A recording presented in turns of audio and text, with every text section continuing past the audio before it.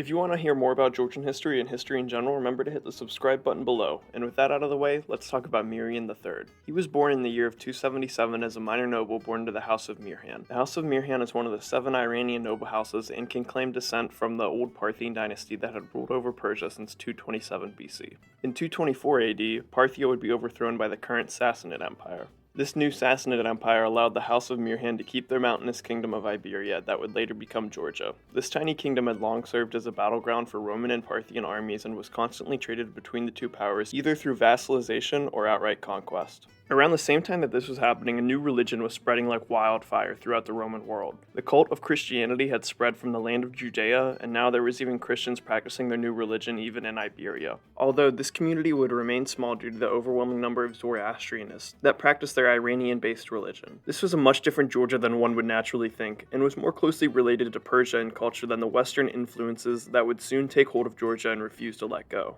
Mirian was not born as the son of the Iberian king. He was actually the cousin of the king, who was now fighting off a Sassanid invasion. Why were they invading Iberia? Well, Iberia had been forced into Roman vassalization about 10 years ago at the conclusion of one of the Roman-Sassanid wars. This was all fine until the Roman emperor named Carus decided to start a new war, and he attacked and devastated Sassanid armies. Rome would be winning this war until the heroic leadership of Carus would end, when he decided to stand outside in a storm in his full armor for too long and was struck by lightning. At least that's what some of the sources say, but considering that he was on campaign, and considering that he lived in a period of time called the Crisis of the 3rd Century, it's more likely that he received a large dose of poison, which contributed to his death. His death would eventually result in the Sassanids kicking the new poorly led Roman legions from their land. The king of Iberia, named Aspicures, already knew the next move that the Sassanid army would make. Shah Bahram II would then take his army to Iberia in an effort to regain Sassanid control of that land. King Aspicures would surprisingly meet the Shah on the battlefield with his much smaller Iberian army. Surprisingly, Aspicures won the battle and sent Bahram running for about 2 seconds until he turned around with his much larger army and crushed the Iberian king. Aspicures then ran from his kingdom into the neighboring Alania as a king in exile from his own land. This is where Mirian III would come into the story. You see, when Rome gained control over Iberia, the Sassanid Shah would decide to keep a few cousins of King Aspicures around, just in case something like this happened.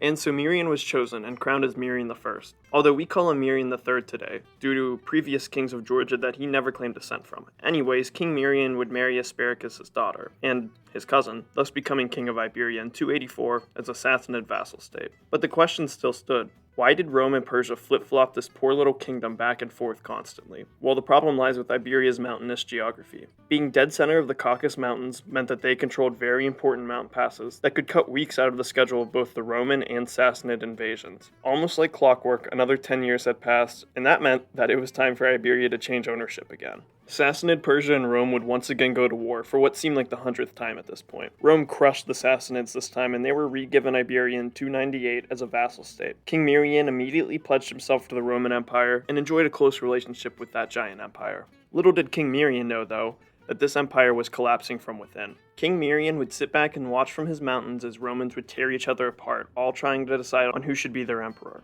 Eventually, a guy named Constantine would win these civil wars after painting symbols of the Christian gods on his army's shields before battle. When he became emperor, he prohibited anyone from persecuting Christians in the Roman Empire, further allowing the religion to spread. With their religion now legal, Christians started popping up everywhere, openly professing and preaching their faith. One of these preachers would be a woman named Nino, who was instructed by the Virgin Mary to preach the teachings of Jesus to the Iberian people. So she left from her home of Bethlehem and ventured into the neighboring kingdom of Armenia. In Armenia, she was almost executed by the Armenian king, but she was the only one of the 35 Christians that Tiridates III of Armenia would spare in the upcoming execution. Then after this, she made her way into the tiny kingdom of Iberia. Some sources claim that this never happened, and she was taken to Iberia and sold there as a slave. But potato potato, no matter what, Nino was here, and she was preaching by the year 320. Upon arrival, Nino made a stick cross that was tied together with a grapevine and placed it in the center of the first village that she came to. Most of Iberia at this time practiced Zoroastrianism, but some, including King Mirian and his family, believed in native Iberian gods. Somehow the Queen of Iberia named Nana learned about Nino's preachings, and she tried to seek an audience with the wandering preacher. The two met, and upon meeting, Nino healed the mortally sick queen back to full health. The Iberian queen then agreed to be baptized, much to the dismay of her husband, King Mirian, who did not want to let go of his old religion. The king then started to become aggressive towards the Christians in his kingdom, who were only growing due to Nino's frequent religious conversions. While hunting one day,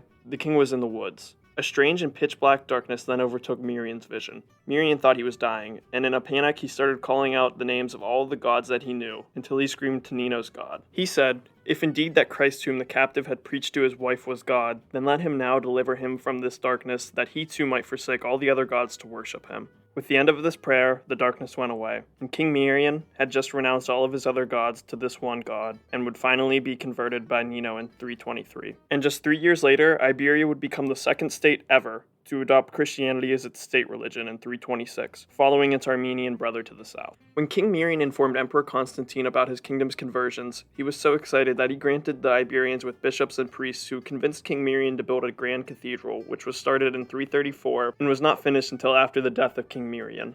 King Mirian's death would come shortly after he returned from a religious pilgrimage to the city of Jerusalem. The burial place of the king would not be this planned massive cathedral, but instead, they would be interred in Samtavaro Monastery, built next to the small church that Nino gave some of her first Georgian sermons at. Nino would later be canonized as a saint for her efforts in converting the Georgian people. Both Nino and King Mirian can be credited with the large-scale adoption of the Christian religion that so many Iberians would adhere to. This religious adoption is one of the few ways how Georgia would forge its unique culture. This culture now had something to hold on to that made it something more than just one of the 7 Iranian houses of Persia, and more than just a Roman province whose empire would not even sponsor Christianity until 380.